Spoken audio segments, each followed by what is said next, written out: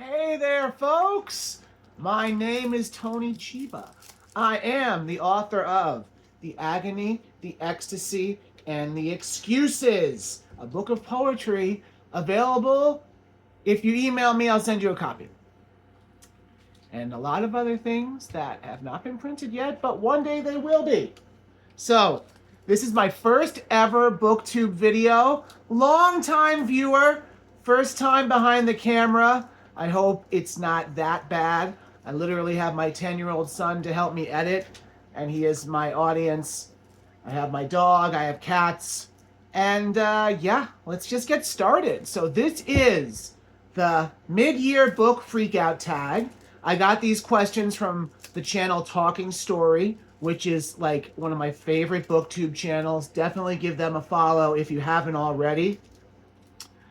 So the first question that they fielded was to identify your year so far with one or two adjectives. And the words that I chose so far were chonky but predictable. So I have read like about 20 books. I'm not a huge reading like 100 books like every year like some people, but I've read about 20. And out of those, 5 or so were chonkers. And unfortunately, I kind of got caught up in reading what I thought I was supposed to read, chasing FOMO, instead of, going with my heart for some of the year. But when I did go with my heart, I had a great time. And that's kind of the theme of the video. So, the first book that I'm going to talk about is the best reread, which is actually the only reread, which is The Unteachables by Gordon Corman. So, I heard about this synopsis. It's basically about a teacher who is burned out, who gets a class that is deemed unteachable, and how they sort of like grow together. On my first read, I thought, it's not really anything special. But that's because I was rushing through it. Then I wanted to reread it with my son, and he kind of only wants to read about a chapter a day. So it was a slow read, but by the end of it, I was literally like sobbing on like every line because it was so emotional. So again, when I was not being predictable, I had a great reading half year. So check out this one, especially if you have young kids. Now, best sequel. This one was The Order of the Phoenix. So, going back to what I was saying, like, I thought I had to be a well-read person. I had to read the Harry Potter series. And, like, this one was a great book. It was showing Harry at his angstiest, and it was just, like, very well-crafted and very creative. But, like, I didn't need to read it. I didn't need to read this series. Next, we have worst book. Now, this is more like most disappointing book, which actually, sorry to say, was Moby Dick. Okay? So, like, the first half of this book is genius, okay? But he loses the thread in the second half. He wants to do too many things, and he never gets really back around to doing the first thing that he was doing. So, like, this, if I wrote like an epic, it would be like this. It would just be like a huge mess that like had a lot of loose ends. So I love it for its creativity, but it's a long book to be reading chapters about whaling like for like 2 months straight. So this one, most disappointing. Next we have a new author that I discovered. Gotta be this one. Carol Claire Burke, writer of Yesteryear. You probably heard about this one. It's been making the rounds. I'm here to tell you, it's even better than people are saying. I think what people are pointing out is how topical it is, basically tackling the modern phenomenon of the trad wife. and a sort of like be careful what you wish for theme. But honestly, this is one of the best depictions, as far as I can tell, of like modern motherhood that I've read in a long time. It's the kind of book that makes you say, exactly, every friggin' page. So, like, definitely read this one. It's also a beautiful, beautiful design as well. Next, a book that made me cry. Well, I listened to this one on audio, so I don't have a copy, but I'm just going to call it like the Action Park book. And it's basically written by Jake Mulvihill and his co-writer. And he was the son of the founder, Gene Mulvihill, of Action Park. Now, if you're like me and you come from New Jersey, you know what Action Park is. You don't need me to tell you. But if you're not, it's one of the like most dangerous but fun amusement parks ever. And, you know, they used to call it Class Action Park to give you, and like multiple people died. And it was like a rite of passage to get injured there.